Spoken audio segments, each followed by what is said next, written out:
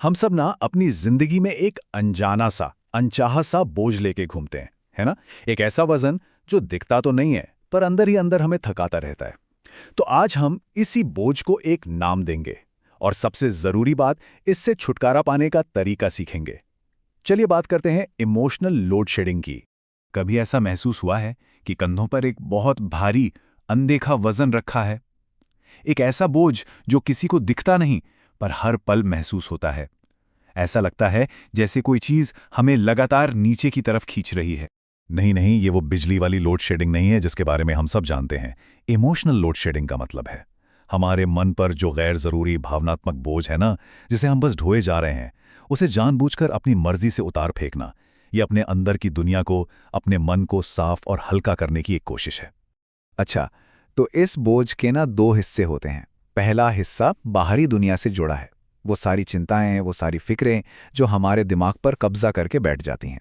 तो चलिए पहले देखते हैं कि इनसे कैसे निपटा जाए। देखिए, हम सबसे बड़ी गलती ये करते हैं कि अपनी एनर्जी गलत जगह लगा देते हैं।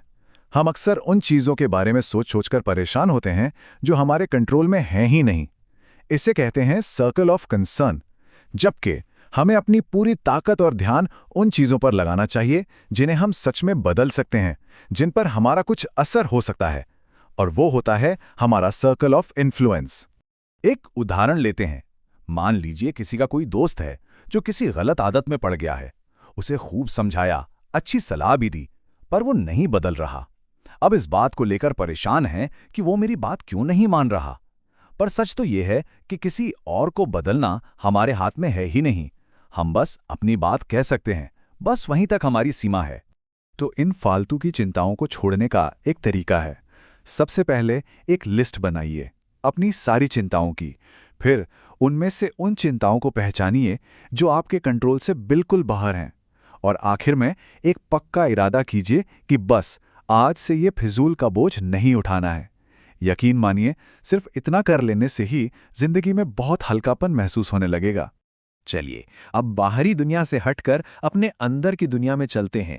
ये बोझ दिमाग से नहीं, सीधा हमारे दिल से जुड़ा है और ये ज्यादा गहरा, ज्यादा पर्सनल है। इस बात को ना ऐसे समझिए, जब हम किसी के लिए दिल में गुस्सा, नफरत या बदला लेने की भावना पालते हैं तो हमें लगता है कि हम उसे तकलीफ दे रहे हैं।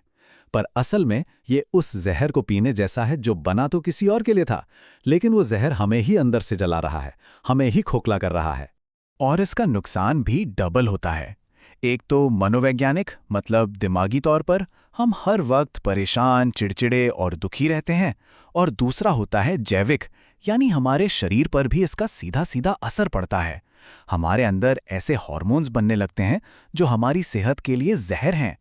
अगर इसे साइंटिफिक तरीके से देखें तो जब हम किसी के बारे में लगातार बुरा सोचते हैं तो हमारा शरीर फाइट या फ्लाइट मोड में चला जाता है। मतलब शरीर को लगता है कि कोई खतरा है और वो लड़ने या भागने के लिए तैयार हो जाता है। इस मोड में शरीर बहुत सारे स्ट्रेस हार्मोन्स रिलीज करता है ताकि हम लड़ सकें या भाग सकें। लेकिन यहाँ खतरा तो असल में है ही नहीं, वो तो बस हमारी सोच में है। तो ये जो फाइटिंग हार्मोन्स हैं, इन्हें बाहर निकलने का कोई रास्ता नहीं मिलता और ये हमारे ही शरीर को अंदर से नुकसान पहुंचाना शुरू कर देते हैं। तो इस अंदरूनी बोझ का हल क्या है? जवाब है माफी, यानी क्षमा। और ये समझना बहुत जरूरी है कि माफ कर देना कोई कमजोरी नहीं है, बल्कि खुद को आजाद करने का सबसे ताकतवर तरीका है। ये मिसाल सारी बात साफ कर देती है। सोचिए, कोई बाजार से एक बिल्ली खरीद कर लाए और फिर उम्मीद करे कि वो तोते की तरह बोले। तो गलती किसकी है? बिल्ली की? नहीं, गलती उस इंसान की है। ठीक इसी तरह कुछ लोगों का स्वभाव ही होता है दूसरों को चोट पहुंचाना। उनसे किसी अच्छे बर्ताव की उम्मीद करना हमारी ही नासमझी है। तो इस बोझ से आजाद होने का रास्ता क्या है? सबसे पहले तो ये स्वीकार कर लें कि कुछ लोग नहीं बदलने वाले, वो जैसे हैं वैसे ही रहेंगे।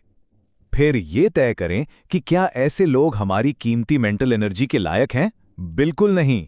और बस इसके बाद उन्हें और उनसे जुड़ी हर बुरी याद को, हर बुरी भावना को जानबूझकर अपने दिल और दिमाग से निकाल फेंकें। बदला लेने का ये भारी बोझ अपने कंधों से उतार दें। तो जब हम इन बाहरी और अंदरूनी दोनों तरह के बोझों को उतार फेंकते हैं तो जिंदगी में क्या बदलता है? चलिए देखते हैं कि इस हल्केपन को पाने के बाद इनाम क्या मिलता है। एक गहरी शांति का एहसास होता है।